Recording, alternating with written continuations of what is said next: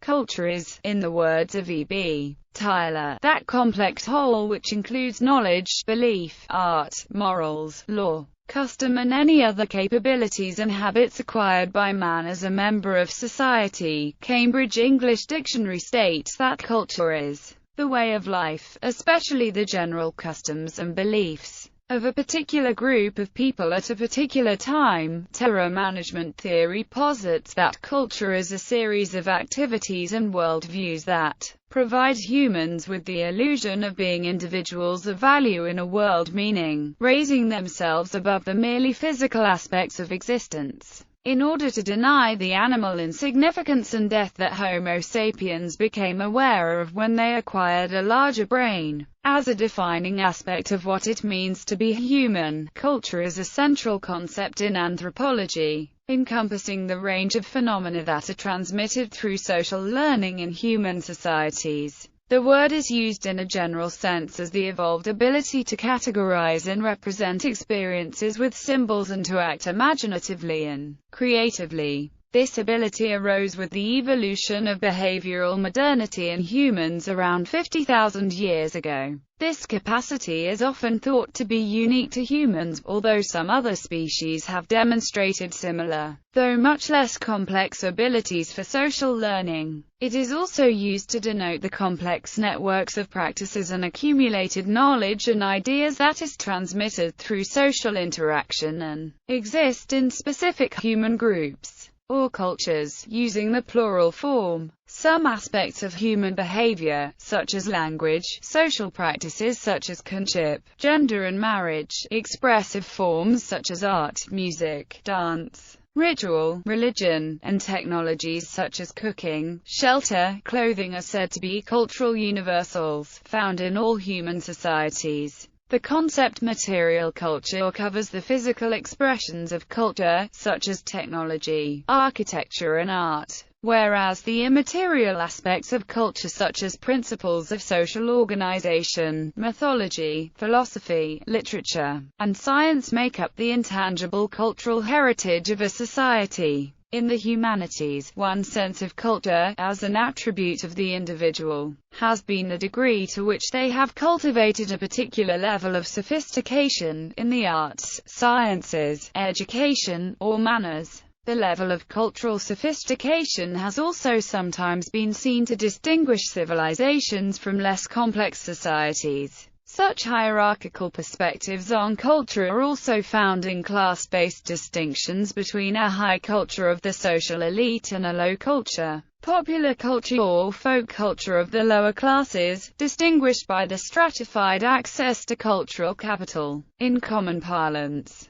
culture is often used to refer specifically to the symbolic markers used by ethnic groups to distinguish themselves visibly from each other, such as body modification, clothing or jewelry. Mass culture refers to the mass-produced and mass-mediated forms of consumer culture that emerged in the 20th century. Some schools of philosophy, such as Marxism and critical theory, have argued that culture is often used politically as a tool of the elites to manipulate the lower classes and create a false consciousness. Such perspectives common in the discipline of cultural studies. In the wider social sciences, the theoretical perspective of cultural materialism holds that human symbolic culture arises from the material conditions of human life, as humans create the conditions for physical survival, and that the basis of culture is found in evolved biological dispositions. When used as a count noun, a culture is the set of customs, traditions and values of a society or community, such as an ethnic group or nation. In this sense, multiculturalism is a concept that values the peaceful coexistence and mutual respect between different cultures inhabiting the same territory. Sometimes, culture is also used to describe specific practices within a subgroup of a society, a subculture, or a counterculture. Within cultural anthropology, the ideology and analytical stance of cultural relativism holds that cultures cannot easily be objectively ranked or evaluated because any evaluation is necessarily situated within the value system of a given culture. Etymology. The modern term, culture, is based on a term used by the ancient Roman orator Cicero in his Tusculanae Disputationis, where he wrote of a cultivation of the soul or cultura anima, using an agricultural metaphor for the development of a philosophical soul, understood teleologically as the highest possible ideal for human development.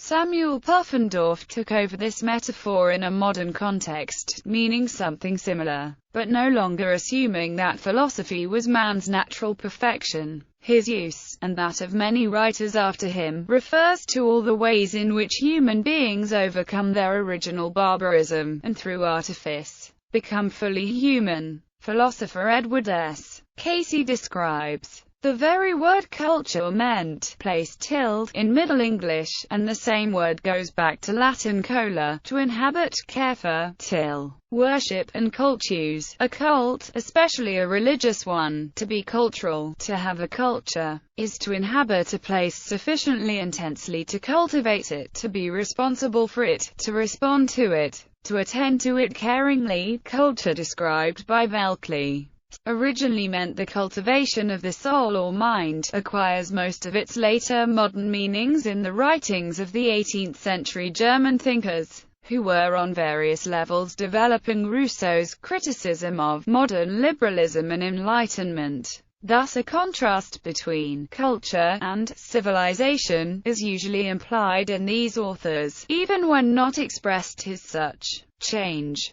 Cultural invention has come to mean any innovation that is new and found to be useful to a group of people and expressed in their behavior, but which does not exist as a physical object. Humanity is in a global, accelerating cultural change period, driven by the expansion of international commerce, the mass media, and above all, the human population explosion, among other factors. Cultures are internally affected by both forces encouraging change and forces resisting change. These forces are related to both social structures and natural events, and are involved in the perpetuation of cultural ideas and practices within current structures, which themselves are subject to change. Social conflict and the development of technologies can produce changes within a society by altering social dynamics and promoting new cultural models, and spurring or enabling generative action. These social shifts may accompany ideological shifts and other types of cultural change. For example, the U.S. feminist movement involved new practices that produced a shift in gender relations, altering both gender and economic structures.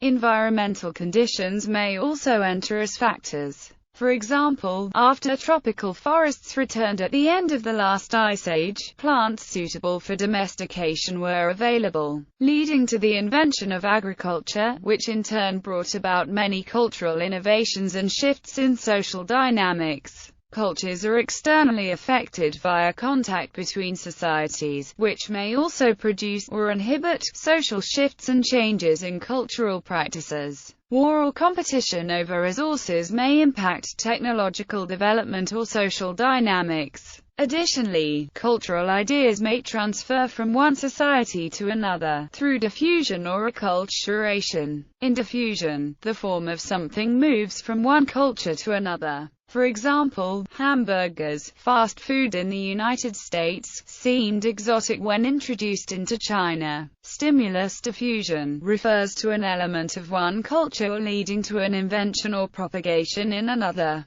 Direct borrowing, on the other hand, tends to refer to technological or tangible diffusion from one culture to another. Diffusion of innovations theory presents a research-based model of why and when individuals and cultures adopt new ideas, practices, and products. Acculturation has different meanings, but in this context it refers to replacement of the traits of one culture with those of another, such as what happened to certain Native American tribes and to many indigenous peoples across the globe during the process of colonization. Related processes on an individual level include assimilation and transculturation. Early modern discourses. German Romanticism. Immanuel Kant has formulated an individualist definition of enlightenment, similar to the concept of building. Enlightenment is man's emergence from his self-incurred immaturity. He argued that this immaturity comes not from a lack of understanding,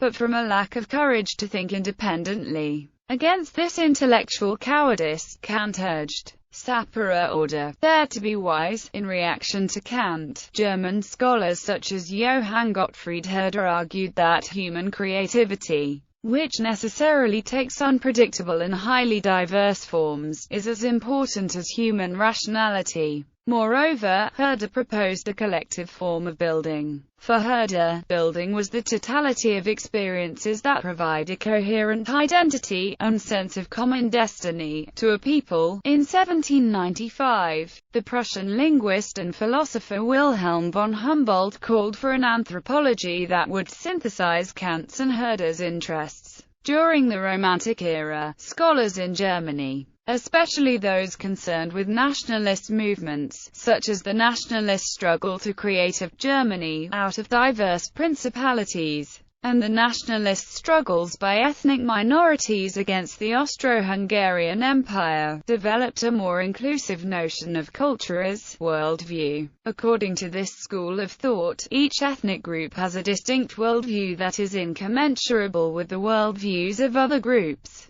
although more inclusive than earlier views. This approach to culture still allowed for distinctions between civilized and primitive or tribal cultures. In 1860, Adolf Bastian argued for the psychic unity of mankind. He proposed that a scientific comparison of all human societies would reveal that distinct worldviews consisted of the same basic elements. According to Bastian, all human societies share a set of elementary ideas. Different cultures, or different folk ideas, are local modifications of the elementary ideas. This view paved the way for the modern understanding of culture. Franz Boas was trained in this tradition, and he brought it with him when he left Germany for the United States. English Romanticism in the 19th century. Humanists such as English poet and essayist Matthew Arnold used the word culture to refer to an ideal of individual human refinement, of the best that has been thought and said in the world. This concept of culture is comparable to the German concept of building, culture being a pursuit of our total perfection by means of getting to know, on all the matters which most concern us, the best which has been thought and said in the world. In practice, culture referred to an elite ideal and was associated with such activities as art, classical music, and haute cuisine. As these forms were associated with urban life, culture was identified with civilization. Another facet of the Romantic movement was an interest in folklore, which led to identifying a culture among non-elites. This distinction is often characterized as that between high culture, namely that of the ruling social group, and low culture. In other words, the idea of culture that developed in Europe during the 18th and early 19th centuries reflected inequalities within European societies.